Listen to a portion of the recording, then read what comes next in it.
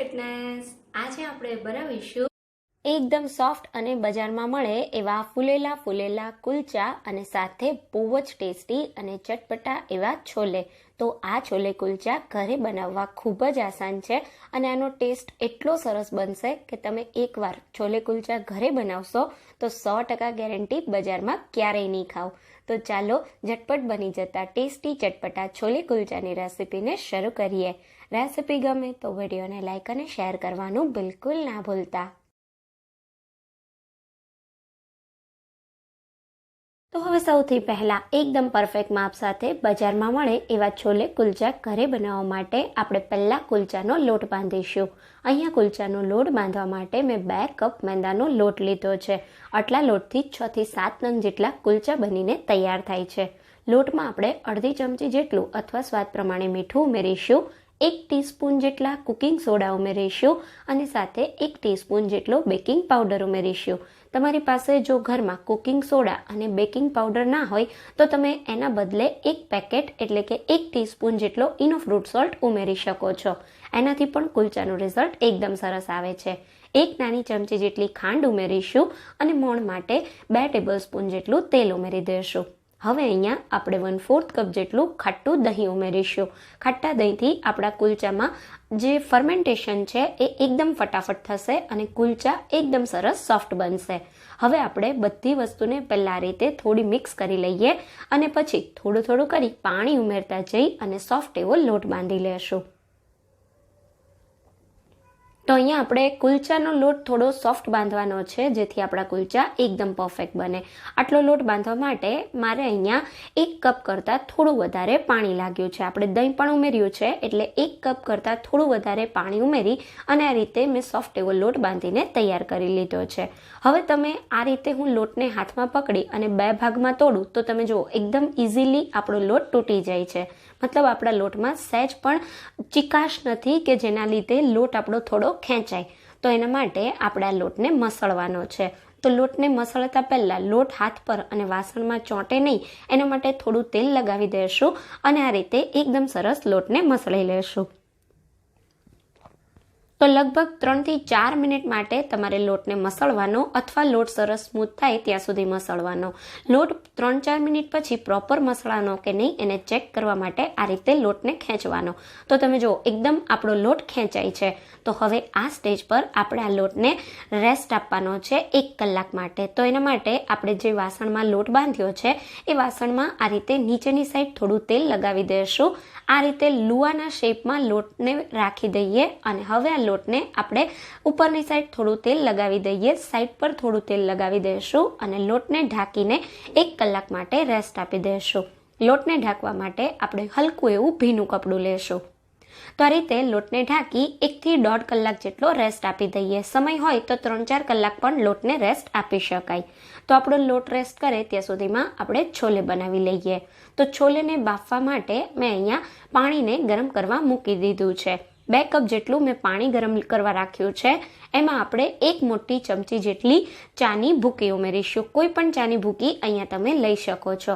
આ જે ચાની ભૂકીવાળું પાણી છે એમાં આપણે છોલેને બાફીશું તો છોલેનો સ્વાદ એકદમ સરસ લાગશે. અહીંયા આપણે ચાની ભૂકી જે ઉમેરી છે એને પાણી સાથે સારી રીતે મિક્સ કરી 1 ઉફાણો આ રીતે આવે ત્યાં સુધી પાણીને થવા દેવાનું. તો તમે જુઓ એકદમ સરસ 1 ઉફાણો આવી ગયો છે. તો ગેસને બંધ કરી દઈશું અને હવે આ પાણીનો ઉપયોગ આપણે છોલેને બાફવા માટે કરીશું. અહીંયા મેં આ રીતના જે સફેદ ચણા માર્કેટમાં મળતા હોય છે છોલે માટેના એને 7 થી 8 કલાક પલાળીને લીધા છે.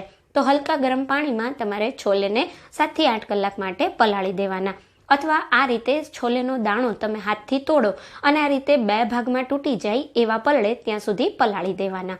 હવે આપણે છોલેને બાફવા માટે છોલેમાંથી બધું એક્સ્ટ્રા પાણી કાઢી લેશું અને એને કુકરમાં લઈ લેશું. હવે છોલેને બાફતા સમયે એકદમ છોલે ટેસ્ટી બનાવવા માટે 5 થી 6 કળી જેટલું લસણ, 1.5 ટીસ્પૂન જેટલું અથવા સ્વાદ પ્રમાણે મીઠું ઉમેરીશું અને સાથે સૂકા મસાલા લેશું. તો અહીંયા સૂકા મસાલામાં મેં 2 થી 3 તમાલપત્ર, 1 મોટી ઇલાયચી, 2 ટુકડા તજના, 4 થી 5 મરી, 2 થી 3 લવિંગ, 2 લીલી ઇલાયચી અને 1 ચમચી જેટલા અજમા લીધા છે. આ બધા સૂકા મસાલાની ફ્લેવર બહુ જ સારી આવશે જો તમે સૂકા મસાલાને છોલેમાં બાફતા સમયે ઉમેરશો. હવે આપણે આમાં નોર્મલ પાણી નહીં પણ આપણે જે ચાનું પાણી તૈયાર કર્યું છે એને આ રીતે ગાળીને ઉમેરીશું. તો ચાની ભૂકી સાથે પાણી નથી ઉમેરવાનું, નહીં તો છોલેમાં એકદમ વધારે ચાનો ટેસ્ટ આવી જશે. એટલે આ રીતે પાણીને ગાળીને ઉમેરવાનું. તો હવે આ રીતે બધું આપણે બરાબર મિક્સ કરી દઈશું અને આપણે ગરમ પાણી ઉમેર્યું છે તો તરત જ આપણે કુકરનું ઢાંકણ બંધ કરી દઈશું અને મીડિયમ ગેસની ફ્લેમ પર 4 થી 5 વિસલ કરી લેશું, અથવા છોલેનો દાણો એકદમ સોફ્ટ થાય ત્યાં સુધી એને બાફવાના છે. 4 થી 5 વિસલ થાય એટલે કુકરનું પ્રેશર એની જાતે જ પૂરું થવા દેવાનું. અને અહીંયા કુકરનું પ્રેશર સરસ પૂરું થઈ ગયું પછી હવે તમે જુઓ એકદમ સરસ આપણા છોલે બફાઈ ગયા છે. તો આ છોલેને આપણે આ રીતે હું તમને ચેક કરીને બતાવું. તમે આ રીતે છોલેને ઉપર લઈ અને આ રીતે છોલેનો દાણો મેશ કરો તો તમે જુઓ એકદમ સોફ્ટ થઈ ગયા છે. આ રીતના સરસ આપણા છોલે સોફ્ટ થઈ જવા જોઈએ. જો પાણીનો થોડો એવો પ્રોબ્લેમ હોય અને કઠોળ તમારા ઘરમાં બફાતા ના હોય તો બાફતા સમયે ચપટી જેટલા સોડા ઉમેરી દેવાના. તો છોલે સરસ બફાઈ ગયા છે. એમાં જે પાણી છે એને આપણે કાઢવાનું નથી, એ જ પાણી આપણે ગ્રેવીમાં પણ યુઝ કરીશું. તો હવે છોલે વઘારવા માટે પેનમાં 1/4 કપ જેટલું તેલ ગરમ કરવા રાખી દઈશું. તેલ ગરમ થાય એટલે 3 થી 4 કળી જેટલું ઝીણું કાપેલું લસણ, 2 તીખા લીલા મરચાં અને સાથે 2 ઇંચ આદુનો ટુકડો લીધો છે. મેં 2 ઇંચ જેટલા આદુના ટુકડાને આ રીતે લાંબો સમારીને લીધો છે. સાથે આપણે 1 મીડિયમ સાઇઝની ઝીણી કાપેલી ડુંગળી ઉમેરી દઈશું અને એકદમ મીડિયમ ગેસની ફ્લેમ પર લસણ, ડુંગળી, આદુ મરચાંને સાંતળી લેશું. તો આ છોલેમાં લસણ કરતાં આદુનું પ્રમાણ વધારે હોય છે, જેનાથી ટેસ્ટ બહુ જ સારો આવે છે. તો સરસ આપણા ડુંગળી, આદુ, મરચાં, લસણનો કલર બદલાય એટલે આપણામાં 1 કપ જેટલી ટમેટાની પ્યોરી ઉમેરી દઈશું. ટમેટાની પ્યોરી એકદમ જલ્દીથી કૂક થઈ જાય એના માટે આપણે ગ્રેવીના ભાગનું જ મીઠું ઉમેરીશું, કેમ કે આપણે છોલે બાફતા સમયે પણ મીઠું ઉમેરેલું છે. તો મીઠું ઉમેરી ટમેટો પ્યુરીને એકદમ સારી રીતે મિક્સ કરી લેશું અને તેલ છૂટું પડે ત્યાં સુધી આને થવા દેશું. તો અહીંયા તમે જોઈ શકો છો લગભગ 3 થી 4 મિનિટ જેટલો સમય લાગ્યો છે અને એકદમ સરસ ટમેટો પ્યુરીમાંથી સાઇડ્સ પર અને આ રીતે ઉપરની સાઈડ તેલ દેખાવા માંડ્યું છે. તો હવે આ સ્ટેજ પર આપણે આમાં છોલે માટેના મસાલા કરીશું. અહીંયા મેં મસાલામાં 1 ટેબલ સ્પૂન જેટલો શેકેલા જીરાનો પાવડર લીધો છે. સાથે આપણે 1 ટેબલ સ્પૂન જેટલો ધાણાનો પાવડર લેશું. અહીંયા આપણે જે રેડીમેડ ધાણા જીરું યુઝ કરતા હોઈએ એ નથી ઉમેરવાનું, એકલા ધાણાનો અને શેકેલા જીરાનો પાવડર ઉમેરવાનો છે, જેનાથી છોલેની ફ્લેવર એકદમ સરસ લાગશે. 1 ટેબલ સ્પૂન જેટલું કશ્મીરી લાલ મરચું પાવડર ઉમેરીશું અને આ છોલેનું મેઇન ઇન્ગ્રેડિયન્ટ જે આપણે દાડમના દાણાનો એટલે કે જે અનારદાનાનો પાવડર આવે એ લેશું. તો મેં 3 ટેબલ સ્પૂન જેટલો અનારદાનાનો પાવડર લીધો છે. આનાથી છોલેનો સ્વાદ એકદમ સરસ લાગે છે. પણ જો તમને અનારદાનાનો પાવડર ના મળે તો તમે અહીંયા આમચૂર પાવડર પણ વાપરી શકો છો. તો હવે બધા જ મસાલાને સારી રીતે મિક્સ કરી લેશું અને ગ્રેવી સાથે મસાલાને 2 થી 3 મિનિટ માટે થવા દેશું. ગેસની ફ્લેમ એકદમ સ્લો રાખીશું જેથી આપણા મસાલા સહેજ પણ બળે નહીં અને મસાલાની ફ્લેવર છોલેમાં એકદમ સરસ આવે.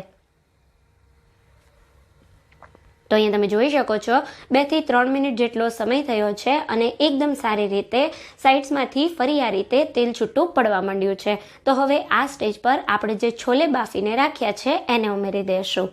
તો છોલેનું મેં પાણી રાખ્યું છે, આપણે આ જ પાણીનો ઉપયોગ ગ્રેવીમાં કરવાના છીએ જેનાથી ફ્લેવર એકદમ સરસ આવે. તો આ રીતે છોલેને ગ્રેવી સાથે સારી રીતે મિક્સ કરી લેશું અને હવે આપણે આ છોલેને 2 થી 3 મિનિટ માટે થવા દેશું. તો 2 થી 3 મિનિટ થાય અને આ રીતે થોડા બબલ આવવા માંડે એટલે આપણે 3 થી 4 આ રીતે છોલેને મેશ કરી લેશું જેથી આપણો રસો એકદમ સરસ ઘાટો બને. અને હવે આ છોલેનો રસો અત્યારે એકદમ ઘાટો છે તો થોડો રસો કરવા માટે આપણે આમાં થોડું ગરમ પાણી ઉમેરીશું. તમે આમાં ગરમ પાણી ઉમેરશો તો આપણા જે છોલેનો કલર છે એ એકદમ સરસ મેન્ટેન રહેશે. તો અડધા કપ જેટલું અથવા તમારે જેટલો છોલેમાં રસો જોવે એ રીતે પાણી ઉમેરી દેવાનું. તો મેં અહીંયા અડધા કપ જેટલું પાણી ઉમેરી દીધું છે. પાણીને સારી રીતે મિક્સ કરી લેશું અને હવે આપણે એક બોઇલ આવે ત્યાં સુધી આ છોલેને થવા દેશું. તો લગભગ 3 થી 4 મિનિટમાં એકદમ સારો એવો બોઇલ આવી ગયો છે અને આપણા છોલે બનીને તૈયાર થઈ ગયા છે. હવે આપણે આ છોલેને વધુ ટેસ્ટી બનાવવા માટે ઉપરથી થોડો ગરમ મસાલો ઉમેરીશું. ગરમ મસાલો છોલે બની જાય ત્યારે જ ઉમેરવાનો છે. સાથે 1 ટેબલ સ્પૂન જેટલી કસૂરી મેથી ઉમેરીશું. કસૂરી મેથીથી છોલેની ફ્લેવર એકદમ સરસ લાગશે. અને હવે આપણે ઝીણી કાપેલી કોથમીર ઉમેરી દઈશું. તો અહીંયા તમે જોઈ શકો છો એકદમ ટેસ્ટી ચટપટા બજારમાં મળે એવા જ આપણા આ છોલે બનીને બિલકુલ તૈયાર છે. હવે આપણે છોલે બનાવ્યા ત્યાં સુધીમાં અહીંયા તમે જોઈ શકો છો 1-8 કલાક જેટલો આપણા લોટે રેસ્ટ કરી લીધો છે. તો હવે આપણે આ લોટને બહુ વધારે નથી મસળવાનો. હલકો આ રીતે લોટને ભેગો કરી અને એકદમ સ્મૂથ બનાવી લેશું. અને લોટ આપણો સરસ સ્મૂથ બની જાય એટલે આપણે આમાંથી કુલચા માટેના લુવા તૈયાર કરી લેશું. તો જેમ આપણે નાન માટે લુવા તૈયાર કરતા હોઈએ બિલકુલ એ જ રીતે મીડિયમ સાઇઝના લુવા તૈયાર કરવાના છે. અહીંયા કુલચા તમારે જે પણ સાઇઝના બનાવવા હોય એ રીતે લુવા કરી લેવાના. લુવાને સરસ સ્મૂથ બનાવવા માટે આ રીતે લોટને આંગળી અને અંગૂઠાની વચ્ચેથી કાઢી લેવાનો, જેથી આપણા લુવા એકદમ સરસ સ્મૂથ તૈયાર થશે. તો અહીંયા આ જ રીતે આપણે બધા લુવાને બનાવીને તૈયાર કરી લેશું. તો તમે જેટલા જાડા કે પાતળા કુલચા બનાવો એ રીતે તમારા આ રીતે લુવા તૈયાર કરવાના. હવે લુવા સરસ તૈયાર થઈ જાય એટલે આપણે એક લુવાને આ રીતે લઈ લેશું. લુવાને થોડું સ્મૂથ બનાવી હાથની મદદથી થોડું ફેલાવી દેશું. અને કુલચું આપણું સહેજ પણ પાટલી પર ચોટે નહીં એના માટે સહેજ એવું નીચેની સાઈડ તેલ લગાવીએ. આ રીતે હાથથી થોડું કુલચાને મોટો કર્યા પછી ઉપર આપણે એકદમ સરસ બજાર જેવા કુલચા તૈયાર કરવા માટે થોડા કલોંજીના એટલે કે ડુંગળીના બી ઉમેરીશું. જો તમારી પાસે ઘરમાં ડુંગળીના બી ના હોય તો તમે અહીંયા કાળા તલ પણ લઈ શકો છો. પણ કલોંજીના બી તમને મળે તો એનાથી કુલચાનો સ્વાદ એકદમ સરસ લાગે છે. થોડી કોથમીર ઉમેરી દેશું અને વેલણ પર આ રીતે થોડું તેલ લગાવી અને વધારે જાડું પણ નહીં અને એકદમ પાતળું પણ નહીં એ રીતનું કુલચું વણી લેશું. તો બહુ વધારે જાડું કુલચું નહીં વણવાનું, થોડું તમારે પરાઠા જેવું કુલચું વણીને તૈયાર કરવાનું. કેમ કે આ કુલચા હજી ફૂલશે તો તમારે એકદમ સરસ આ રીતે મીડિયમ સાઇઝના કુલચાને વણીને તૈયાર કરવાના. તો અહીંયા તમે જોઈ શકો છો મેં આ રીતની મીડિયમ એવી કુલચાની થિકનેસ રાખેલી છે. અને હવે આ કુલચાને શેકવા માટે આપણે પાટલી પરથી આ રીતે કુલચાને અલગ કરી દઈશું. તો ઉપરની સાઈડ આપણે પહેલાં થોડું આ રીતે પાણી લગાવી દઈશું અને પછી આ રીતે કુલચાને ઉપાડી અને આપણે કુલચાને શેકવાનું છે. તો કુલચાને શેકતા પહેલાં નીચેની સાઈડ એકદમ સારી રીતે આપણે કુલચા પર પાણીવાળો હાથ લગાવી દેવાનો, જેથી પાણીની વરાળ બને અને એનાથી આપણું કુલચું એકદમ સરસ ફૂલે અને સરસ અંદર સુધી શેકાઈ જાય. કુલચાને શેકવા માટે અહીંયા મેં નોનસ્ટિક તવી લીધી છે જેને સારી રીતે ગરમ કરી લીધી છે. તો આપણે જે નીચેનો ભાગ રાખ્યો છે પાણીવાળો એને આ રીતે આપણે તવીમાં નીચેની સાઈડ જ રાખીશું. અને હવે આપણે ગેસની ફ્લેમ મીડિયમ કરી દઈશું અને કુલચાની સાઈડ પર આ રીતે થોડું પાણી ઉમેરી દઈશું. તો આ રીતે પાણી ઉમેરી તરત જ આપણે આના પર ઢાંકણ લગાવી દઈશું. હવે આપણે જે સાઈડમાં પાણી ઉમેર્યું છે ને એની વરાળ બનશે અને એની વરાળથી આપણું કુલચું એકદમ સરસ ફૂલીને તૈયાર થશે. તો લગભગ 2 મિનિટ જેવો સમય થયો છે અને તમે જુઓ મીડિયમ ગેસની ફ્લેમ પર મેં આ કુલચાને થવા દીધું છે. એકદમ પરફેક્ટ આપણું કુલચું એક સાઈડથી તૈયાર થઈ ગયું છે. તો હવે આ રીતે સાઈડને ચેન્જ કરી દઈશું અને બીજી સાઈડ કુલચાને કૂક કરવા માટે આ જ રીતે થોડું પાણી લગાવી દઈશું. અને પાણી લગાવ્યા પછી તરત જ આપણે ઢાંકણ લગાવી દઈશું અને બીજી 2 મિનિટ માટે કુલચાને થવા દઈશું. તો હવે 2 મિનિટ જેટલો સમય થઈ ગયો છે અને આપણા કુલચા બંને બાજુથી સારી રીતે શેકાઈ ગયા છે. અત્યારે આ કુલચા 100% નથી શેકાણા. જો મહેમાન માટે તમે આ કુલચા આવ્યા હોય અને છોલે કુલચા બનાવતા હોય તો તમારે આ રીતે કાચા પાકા કુલચા શેકીને રાખી દેવાના અને સર્વ કરતા સમયે બટરમાં કુલચાને શેકી લેવાના. તો તમે જ્યારે બટરમાં કુલચાને શેકશો ને ત્યારે કુલચું એકદમ પરફેક્ટ એવું ફૂલીને તૈયાર થશે. તો આ રીતે મેં નીચેની સાઈડ બટર લગાવ્યું, પછી સાઈડ ચેન્જ કરી બીજી બાજુ બટર લગાવ્યું અને હવે તમે જુઓ એકદમ પરફેક્ટ એવું આપણું કુલચું ફૂલવા માંડ્યું છે. તો હવે બંને બાજુથી આપણે જેવું ક્રિસ્પી કુલચું જોવે એ રીતે મીડિયમ ગેસની ફ્લેમ પર ડિઝાઇન આવે ત્યાં સુધી શેકી લેવાનું. તો છે ને એકદમ સરસ ફૂલેલા અને સોફ્ટ બજાર જેવા કુલચા ઘરે બનાવવા એકદમ સહેલા આ રીતે તમે છોલે કુલચાને ઘરે બનાવજો, બહુ જ ટેસ્ટી બનશે.